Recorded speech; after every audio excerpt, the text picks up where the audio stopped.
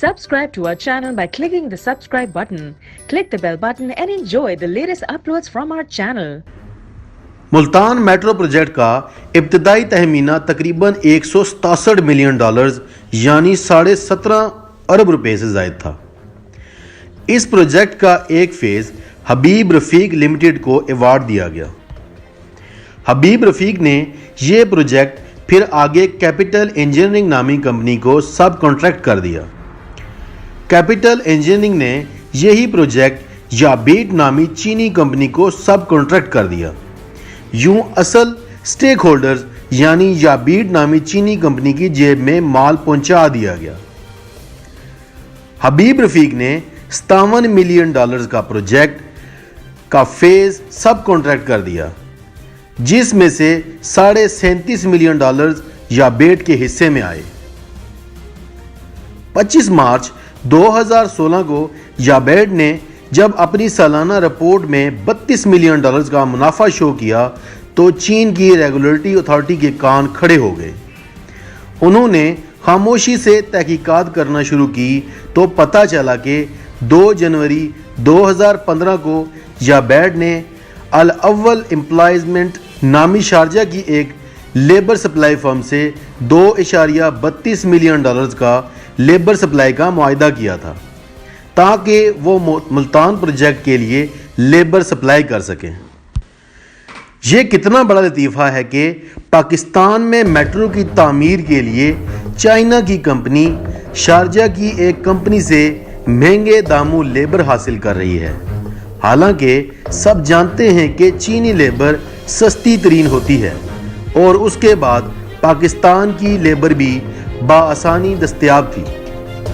آپ انٹرنیٹ پر سرچ کریں تو الاول نامی کمپنی کے نام پر بہت سے فراڈ ہو چکے ہیں۔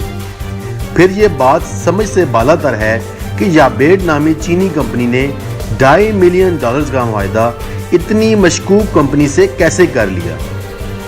چلیں وجہ جانتے ہیں کہ یہ معاہدہ کیسے ہوا۔ شارجہ کی یہ کمپنی شریف خاندان کی ملکیت ہے اور اس کمپنی نے خواجہ آصف کو ابو ظبی میں اقامہ بھی دلوا دیا تھا۔ اور آگے چلتے ہیں۔ یابیٹ نے تقریباً $16 لاکھ کا میٹیریل سپلائی کا معاہدہ ایک پاکستانی فرم سے کیا جس کا نام ساہی سپلائر کمپنی تھا۔ اس کمپنی کا کوئی ریکارڈ آج کل SCCP کے پاس موجود نہیں ہے۔ یہ کمپنی صرف ملتان میٹرو کے لیے قائم کی گئی اور رقم بٹورنے کے بعد ہوا میں تحلیل کر دی گئی۔ 25 مارچ 2016 تک کیپٹل انجینئرنگ نامی فرم نے یابیٹ کو تقریباً $20 ملین کی ادائیگی کی، جس میں سے $2.5 ملین ڈائریکٹ ٹرانسفر ہوئے، جبکہ $17 ملین سے زیادہ رقم 16 مختلف کمپنیوں کے ذریعے ادا کی گئی، جو کہ امریکہ، ہانگ کانگ، دبئی، ملائیشیا اور چند دوسرے ممالک میں موجود تھی۔ کیپٹل انجینئرنگ کو یہ رقم ڈائریکٹ ٹرانسفر کرتے ہوئے کیا موت پڑتی تھی؟ یاد رہے کہ منی لانڈرنگ ورلڈ میں اسے چین ٹرانزیکشنز کی ٹیکنیک کہا جاتا ہے، جس کے ذریعے رقم ایک اکاؤنٹ سے دوسرے، پھر تیسرے اور چوتھے اور کئی اکاؤنٹس میں گھمائی جاتی ہے تاکہ ریگولیٹرز اس کا سورس ڈھونڈنے سے قاصر رہیں۔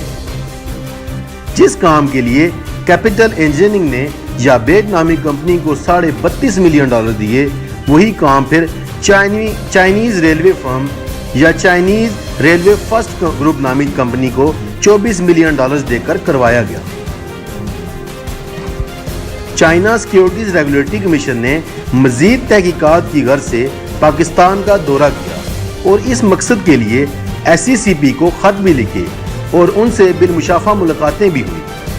پھر انہوں نے اسلام آباد کے میریٹ ہوٹل میں کیپٹل انجینئرنگ کے ڈائریکٹر سے بھی انٹرویو کیے اور تفتیش کی۔ یہ ڈائریکٹر فیصل سبحان تھے جو آج کل لاپتہ ہو چکے ہیں۔ فیصل سبحان کو جب چینی حکام نے وارننگ دیتے ہوئے بتایا کہ وہ اپنے ذرائع سے کام لیتے ہوئے نہ صرف اصل حقائق کا پتہ چلا لیں گے بلکہ کرپشن کے خلاف بین الاقوامی کورٹس میں بھی جا سکتے ہیں، تو ان کے پیروں تلے زمین نکل گئی۔ پھر فیصل سبحان نے انہیں بتایا کہ یابیڈ نامی چینی فرم کا 70% شیئر ہولڈر کوئی اور نہیں بلکہ خادم اعلیٰ شہباز شریف ہے۔ چینی حکام نے اس ضمن میں ایک انتہائی اعلیٰ سطح پر نوٹس لیتے ہوئے پاکستان کو لیٹر بھی لکھا اور یہ معاملہ ابھی تک حل طلب ہے۔ جب اس واقعے کی رپورٹ سامنے آئی تو شہباز شریف نے حسب معمول منہ سے کفر بتاتے ہوئے اس سارے واقعے کو جھوٹا قرار دے دیا اور کہا کہ اگر 1 روپے کی بھی کرپشن ثابت ہو جائے تو وہ سولی پر چڑھنے کو تیار ہیں۔ اگلے دن چینی حکام نے اپنی خط و کتابت کا ایک حصہ میڈیا میں ریلیز کر دیا، جس پر خادم اعلیٰ نے اگلے دن پریس کانفرنس کرتے ہوئے فیصل سبحان کے وجود سے ہی انکار کر دیا۔ وہ دن ہے اور آج کا دن فیصل سبحان نامی شخص کا کچھ پتہ نہیں چل رہا، جبکہ چینی حکام کے آفیشیل لیٹر کے مطابق وہ اس سے مل چکے ہیں اور تمام ٹینڈرز اور پیمنٹ کی تفصیل حاصل کر چکے ہیں۔ اب حال ہی میں شہباز شریف نے تسلیم کر لیا کہ فیصل سبحان نے ان کے جعلی لیٹر سے ان کے نام سے کمپنی قائم کی۔